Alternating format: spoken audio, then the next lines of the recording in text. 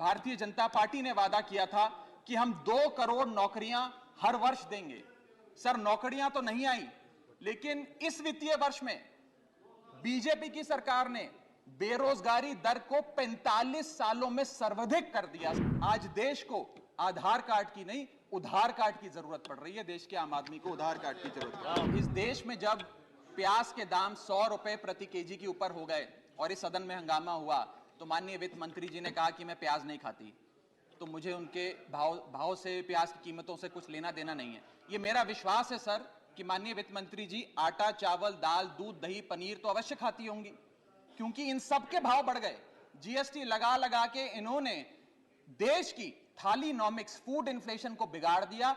आटा, दाल, चावल, दूध, दही, सबके रेट आज स्काई रॉकेटिंग है सर, आसमान छू रहे हैं। Sir, on behalf of my party, the Aam Aadmi party, I rise to speak on the supplementary demand for grants for the financial year 2022-2023। Sir, सरल भाषा में कहूं तो वित्तीय वर्ष की शुरुआत में सरकार को जितना खर्च आवंटित किया गया था, वो सारा पैसा खर्च करने के बाद आज अतिरिक्त पैसा मांगने सरकार इस सदन के भीतर आई। काश ये सुविधा देश के आम आदमी के पास भी होती सर, जो महीने की 25 तारीख को अपना बटुआ खाली देखकर 5 दिन संघर्ष करके 1 तारीख आने की इंतजार करता है। Sir, supplementary demand for grants 2 चीजें में से एक अवश्य दर्शाता है। पहली चीज, क्योंकि सरकार को अतिरिक्त पैसे की जरूरत पड़ी, तो पहली चीज यह है कि जब वित्तीय वर्ष की शुरुआत में सरकार को पैसा चाहिए था, तो सरकार ने अपना जो वित्तीय बजट था उसे अंडर एस्टिमेट कर प्रेजेंट किया, ताकि वित्तीय घाटे को सुंदर करके उसका सौंदर्यकरण करके दिखाया जाए।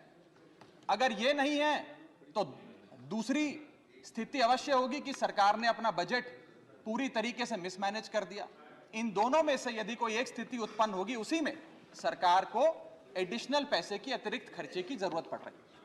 सर, अतिरिक्त पैसे के लिए सरकार इस सदन के सामने आई है, कोई बात नहीं सर, उस पर चर्चा होगी, लेकिन चर्चा 2 और विषयों पर होनी चाहिए। पहला विषय कि वित्तीय वर्ष की शुरुआत में 40 लाख करोड़ का जो इतना भारी भरकम बजट इस सदन ने सरकार को सैंक्शन किया था, मंजूरी दी थी, उस 40 लाख करोड़ को खर्च करके सरकार ने क्या पाया, क्योंकि भारत देश के आर्थिक इंडिकेटर्स संकट का अलार्म बजा रहे हैं। और दूसरा, आज से 2-3 महीने बाद यहां से 100 मीटर दूर नॉर्थ ब्लॉक में जहां आने वाले वित्तीय वर्ष का बजट बन रहा है, आज ये बहस मैं चाहूंगा आने वाले वित्तीय वर्ष के बजट की भी नींव रखे। और सर, मैं नया सदस्य सदन का एक सुझाव और देना चाहता हूं। हम सारे लोग बजट पे चर्चा उसी समय करते हैं जब बजट प्रस्तुत किया जाता है। हमें सदन में 2 बार बजट पे चर्चा करनी चाहिए। एक बार जब बजट प्रस्तुत हो, और विंटर सेशन में 7-8 महीने बीतने के बाद कि उस बजट से देश को हासिल क्या हुआ, मिला क्या, कितनी नौकरियां मिली, क्या बेरोजगारी की दर है, कितनी महंगाई कम है। सर, आज सरकार 3,25,757 करोड़ मांगने इस सदन के भीतर आई है। मैं माननीय वित्त मंत्री जी का ध्यान, ये पैसे सैंक्शन करने से पहले और सदन का ध्यान इस पैसे को अनुमति देने से पहले 8 बड़ी बीमारियां जिससे आज भारत देश की अर्थव्यवस्था पीड़ित है, बीमार है, उसकी तरफ करना चाहता हूं। पहली बीमारी है सर बेरोजगारी। इस सरकार ने चुनावों से पहले वादा किया था, भारतीय जनता पार्टी ने वादा किया था कि हम 2 करोड़ नौकरियां हर वर्ष देंगे। सर, नौकरियां तो नहीं आई, लेकिन इस वित्तीय वर्ष में बीजेपी की सरकार ने बेरोजगारी दर को 45 सालों में सर्वाधिक कर दिया। सर, 45 ईयर हाई पे अनएम्प्लॉयमेंट कर दिया। सर, 2014 में जब बीजेपी की सरकार बनी थी, 2014 में जब इनकी सरकार बनी थी, तब देश का बेरोजगारी दर 4.9% था। जब इनकी सरकार बनी थी तो बेरोजगारी दर 4.9% था। आज 8 साल बाद 2022 में ये बेरोजगारी दर 4.9% से बढ़कर 8% पे आ गया है। 8%। और ये तो ऑर्गेनाइज सेक्टर की बेरोजगारी है।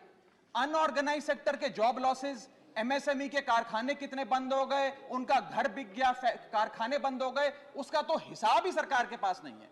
अभी कुछ ही समय पहले लोकसभा में जवाब देते हुए वित्त मंत्री जी ने देश को बताया कि कुल 22 करोड़ आवेदन पत्र भारत सरकार के पास नौकरी मांगने के लिए आए।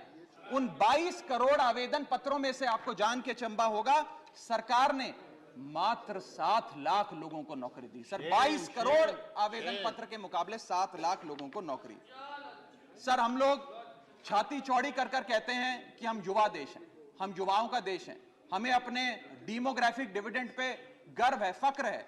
सर, भारत का डेमोग्राफिक डिविडेंड बेरोजगारी के तले दबता जा रहा है, सड़कों पे लाठियां खा रहा है, और भारत सरकार डेमोग्राफिक डिविडेंड को डेमोग्राफिक डिजास्टर में तब्दील करती जा रही है। सर, ये सच्चाई है आज।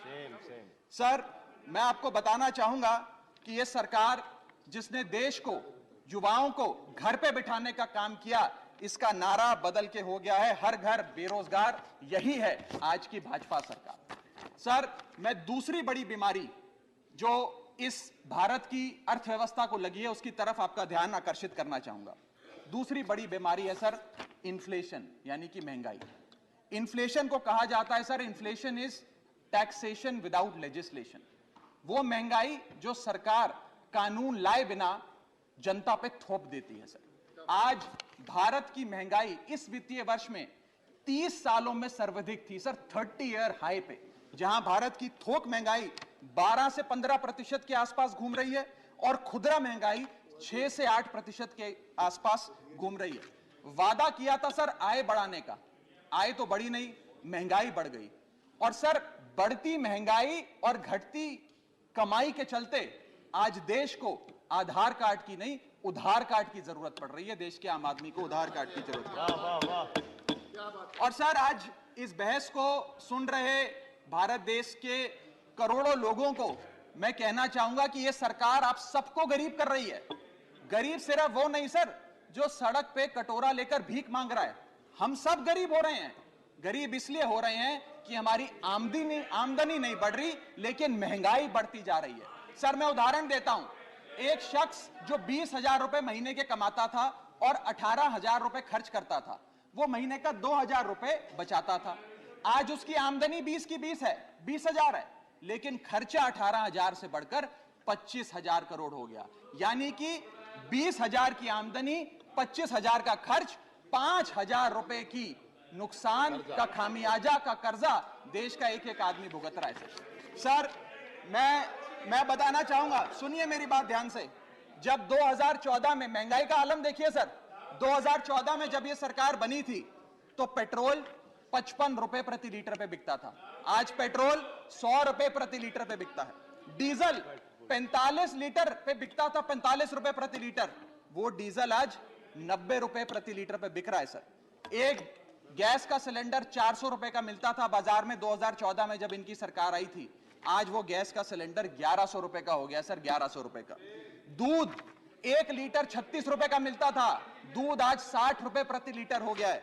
और सर, सीएनजी 40 रुपए प्रति यूनिट प्रति केजी मिला करती थी, आज वो सीएनजी 80 रुपए प्रति यूनिट मिलती है। सर, इस सदन में सर, जब प्याज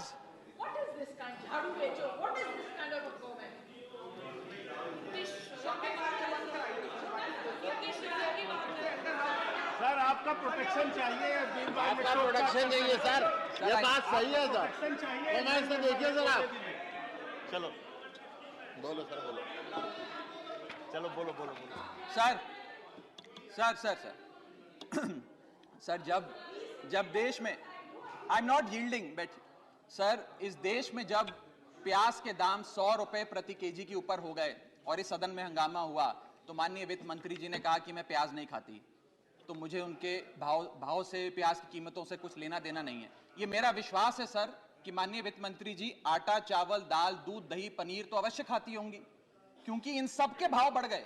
जीएसटी लगा लगा के इन्होंने देश की थालीनॉमिक्स, फूड इन्फ्लेशन को बिगाड़ दिया।